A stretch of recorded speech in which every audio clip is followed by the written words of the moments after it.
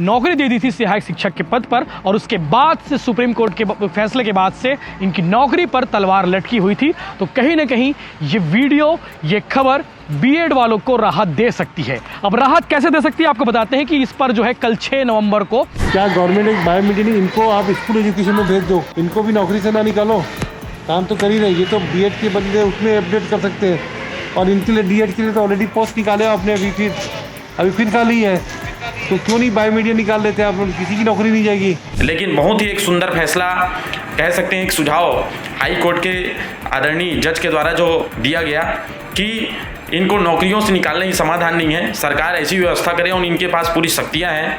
तो हमारी सरकार से करबद्ध प्रार्थना है। आज के डेट में न्यायपालिका, विधायिका और कार्यपालिका तीनों के विचार एक हो गए हैं, और अब मैं केवल एक प्रार्थना करना चाहूंगा कि हमारी नौकरी कैसे भी सेव की जाए। नमस्कार, जय जोहार, जय छत्तीसगढ़। मैं यशवंत साहू, आप देखना शुरू कर चुके हैं भिलाई टाइम्स, और आप लगातार भिलाई टाइम्स में देख रहे होंगे बीएड वर्सेस डीएड की जो लड़ाई है। सहायक शिक्षक के पद पर डीएड वालों को नियुक्ति होनी थी।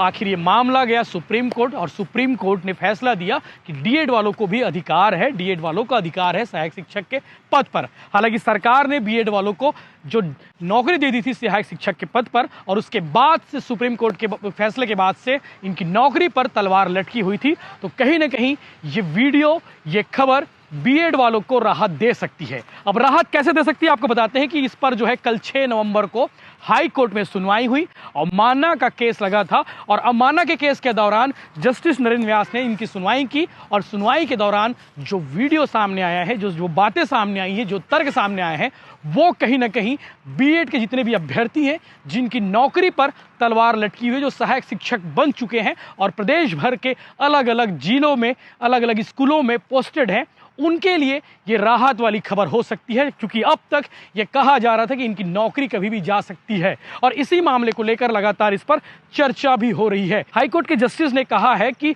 क्यों ना जितने भी बीएड वाले हैं जिनको नौकरी से निकालने की तैयारी है, उन्हें वर्ग 2 में प्रमोट कर दिया जाए, उन्हें शिक्षक की जो पद है उस पर प्रमोट कर दिया जाए, तो इनकी भी नौकरी बच जाएगी और डीएड वालों को भी नौकरी मिल जाएगी। तो कहीं ना कहीं इस पर एक बड़ा अपडेट है, आप आगे देखेंगे इस वीडियो में। कल जो सुनवाई हुई, उस सुनवाई के बीच में कौन कौन सी बातें हुई, जरूरी अपडेट है जो आपको जानना जरूरी है। फिर भी शॉर्ट में आपको बताता हूँ कि इस मामले में लेकर क्या कुछ हुआ है अब तक। आपको बता दें कि डीएड पक्ष की ओर से सरकार के विरुद्ध एक याचिका दायर की गई थी जो कंटेम्प्ट केस था, और उसकी सुनवाई हुई, और माननीय न्यायाधीश नरेंद्र कुमार व्यास ने कहा है कि किसी की नौकरी छीनना किसी की समस्या का समाधान नहीं है। उन्होंने सरकार को बीएड प्रशिक्षित नवनियुक्त को वर्ग 2 में शिक्षा पद पर समायोजित करने का सुझाव देते हुए कहा कि ये चयनित हैं, मिडिल स्कूल में शिक्षण की योग्यता रखते हैं और इन्हें 1 वर्ष का शिक्षण का अनुभव प्राप्त है। जस्टिस नरेंद्र व्यास जी ने यह भी कहा कि सुप्रीम कोर्ट ने बीएड प्रशिक्षितों को प्राथमिक हेतु योग्य नहीं माना है, परंतु माध्यमिक स्कूलों में शिक्षण के लिए ये योग्य हैं। इन 2900 सहायक शिक्षकों के प्रति सरकार की जिम्मेदारी है, और सरकार के पास अपनी शक्तियां हैं जिनका प्रयोग कर इनकी सेवा सुरक्षित की जा सकती है। इस मामले को लेकर जो है आप आगे देखेंगे वीडियो में कल क्या कुछ हुआ।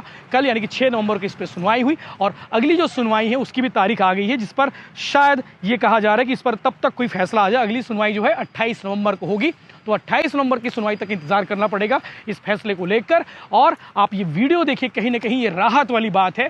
डीएड और बीएड वाले जितने भी जो प्रदर्शन कर रहे थे, लगातार अपनी डिमांड करते थे, चूंकि नौकरी पर तलवार लटकी हुई है, बीएड प्रशिक्षण जो सहायक शिक्षक हैं, वहीं डीएड वाले भी डिमांड कर रहे हैं कि भैया सुप्रीम कोर्ट का फैसला आ गया है, अब तो सरकार इस पर नियुक्ति दे दे। तो आगे आप वीडियो देखिए कि कल जस्टिस नरेंद्र व्यास जी ने इस विषय को लेकर क्या कुछ टिप्पणी की है, क्या कुछ उन्होंने सरकार को लेकर कहा है। Sir page number 8। हाँ, यस सर 5वीं 6वीं लाइन पे यस वी मेक इट हाँ clear that this benefit is only for the candidates who were appointed prior to the date our judgment was delivered 11/8/23. Mere selection of such candidates or their participation in the process will not entitle them for a benefit under our present order. Sir, next पर पढ़ो, yes sir. आगे पढ़िए। Sir, moreover, the candidates having B.Ed qualification whose appointments we are protecting in this judgment will have to undergo a bridge course, and we direct the educational authorities to advise the such course which would be applicable for each state and union territory within a period of 1 year from today. Sir ये 11/8/23 से पहले जो appointment थे उनके लिए थे sir, और हमारे यहाँ जितने भी अपॉइंटमेंट हुए सर सितंबर 2023 में after 11th. So, how many candidates appointed prior to 11 August 2023? कोई नहीं सर, कोई नहीं है. कोई नहीं. When the selection process was initiated? Sir selection appointments जो है सितंबर 2023, विज्ञापन कब का था? विज्ञापन मई 2023 में. और पहली लिस्ट कब निकली है? ये सर पहली लिस्ट सर सितंबर में. सारे अपॉइंटमेंट बात सारे appointments. Yes. Then they have to go. और सुप्रीम कोर्ट ने भी ऑब्जर्व किया सर एडिशनल डॉक्यूमेंट्स पे पेज नंबर 8 पे पैरा 5 पे sir. Admittedly, in the present case, the appointments orders in favor of B.Ed candidates were issued in September 2023 by the state of Chhattisgarh. That is after the date of our judgment in Devesh Sharma, which was delivered on 11/8/23. We have already held in our order. How many candidates are to be out now? That's 2897. 2897. Yes. Then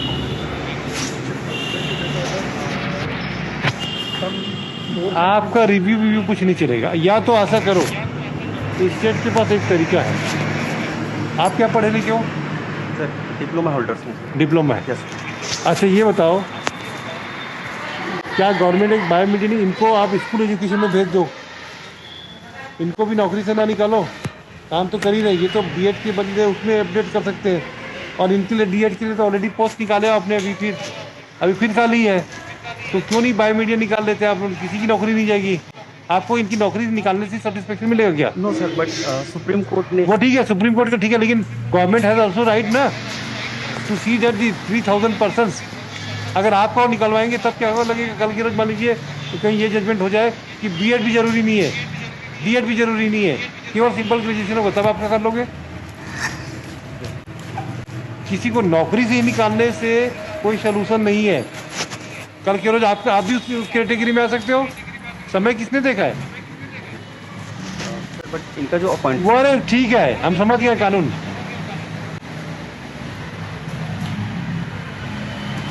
department को कई बार हम लोग ने notice कराया. हाँ, इन्होंने जानबूझकर ये कहते थे कि आप कंटेम पे जाना चाहते हैं, आप जाइए. कंटेम से कुछ भी नहीं होता. ऐसे 10-10 कंटेम हम रोज़ देखते हैं. हाँ ठीक है, आप बात मत ज़्यादा मत बोलिए, सब हो जाएगा. अभी आप चिंता मत करें. Why don't you adopt the biomedia? Ask Madam Mishra to contact us on telephone or video conference. बुलाइए. आपके you are representing? Both the respondents. Who are these? Just call Madam Mishra connected and brief him. ये सारी स्थिति है, इसमें biomedia क्यों नहीं निकाल सकते? अगर जो वैकेंसीज में इनको एकोमोडेट कर दीजिए, उतनी वैकेंसीज को. आप कहते पूरी स्कूलों में पोस्ट खाली है. भाई ऑनरेबल सुप्रीम कोर्ट ने केवल टीचर्स को वहाँ B.Ed के ऊपर वालों के लिए, मतलब 5वीं के ऊपर वालों के लिए तो मना नहीं किया है ना. 5वीं तक के लिए D.Ed जरूरी है, B.Ed नहीं हो सकता.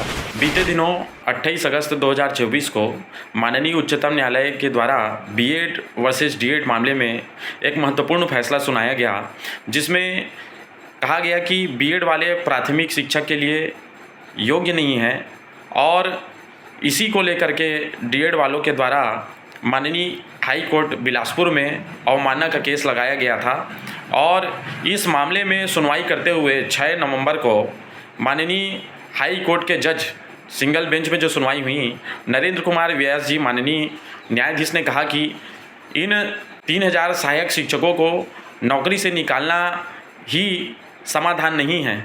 इन्हें प्राथमिक के लिए अयोग्य बताया गया है, लेकिन ये मिडिल कक्षाओं के लिए योग्य हैं. तो सरकार की ये जिम्मेदारी बनती है कि इनको नौकरी से ना निकालते हुए D.Ed वालों को नियुक्तियां प्रदान की जाए. ऐसा सुझाव माननीय न्यायाधीश के द्वारा सरकार को दिया गया.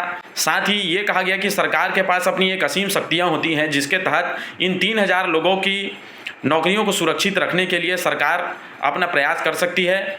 और इस प्रकार से पूर्व में भी हम सभी सहायक शिक्षकों के द्वारा माननीय हमारे मुख्यमंत्री जी को ज्ञापन सौंपा गया था विभिन्न संगठनों के माध्यम से, शिक्षक संघ के माध्यम से, कि सहायक शिक्षकों को मिडिल वर्ग 2 में प्रमोट कर दिया जाए और सेवा सुरक्षा प्रदान की जाए, क्योंकि इस पूरी प्रक्रिया में सहायक शिक्षक जो चयनित हुए हैं बीएड वाले, उनका किसी भी प्रकार का दोष नहीं है। ये पूरी पॉलिसी मेकिंग की गलती थी जिसके कारण इनकी नियुक्तियां आज खतरे में हैं। लेकिन बहुत ही एक सुंदर फैसला, कह सकते हैं एक सुझाव हाई कोर्ट के आदरणीय जज के द्वारा जो दिया गया कि इनको नौकरियों से निकालने की समाधान नहीं है, सरकार ऐसी व्यवस्था करे और इनके पास पूरी शक्तियां हैं। तो हमारी सरकार से करबद्ध प्रार्थना है, जिस लीगल तथ्यों की बात सरकार के द्वारा हमें कहा जा रहा था, वो आज माननीय न्यायाधीश ने स्वयं अपने मुखारबिंद से कह दिया सुनवाई के दौरान कि इनको नौकरियों से ना निकाले जाए। सरकार के पास इतनी शक्तियां हैं कि इनकी नौकरियों को सुरक्षित रख सकती है, जिसके लिए हम आदरणीय हाई कोर्ट के जज का हृदय से धन्यवाद करते हैं। और सुशासन की जो सरकार है, माननीय विष्णुदेव जी की सरकार, उनसे पूरा हमारा आग्रह है और विश्वास है कि निश्चित ही हम सबकी सेवा सुरक्षित रहेगी। धन्यवाद।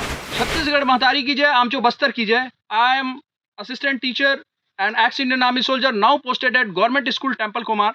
और कल का जो हमारा न्यायपालिका के प्रमुख जो हमारे जस्टिस नरेंद्र कुमार व्यास सर हैं, उन्होंने जो 2897 शिक्षक की लाइफ को बचाने के लिए उन्होंने कहा कि दोनों पक्षों को देखते हुए 2897 जो सहायक शिक्षक हैं उन्हें भी सेवा में रखा जाए, क्योंकि वो 1 वर्ष के अनुभवी हैं। वो बस्तर के दुर्गम इलाके में वहाँ सेवाएं दे रहे हैं, उत्तम सेवाएं दे रहे हैं। और यही चीज़ हमारे मुख्यमंत्री जी विष्णुदेव साय जी और उप मुख्यमंत्री अरुण साव जी और उप मुख्यमंत्री विजय शर्मा जी और हमारे आदरणीय ओपी चौधरी जी जो वित्त मंत्री हैं, उनका भी यही कहना था कि यदि हाई कोर्ट या सुप्रीम कोर्ट की ओर से या न्यायपालिका की ओर से यदि हमें आ जाए तो हमें किसी प्रकार का कोई प्रॉब्लम नहीं होगा। और आज के डेट में न्यायपालिका, विधायिका और कार्यपालिका तीनों के विचार एक हो गए हैं। और अब मैं केवल एक प्रार्थना करना चाहूँगा कि हमारी नौकरी कैसे भी सेव की जाए। धन्यवाद।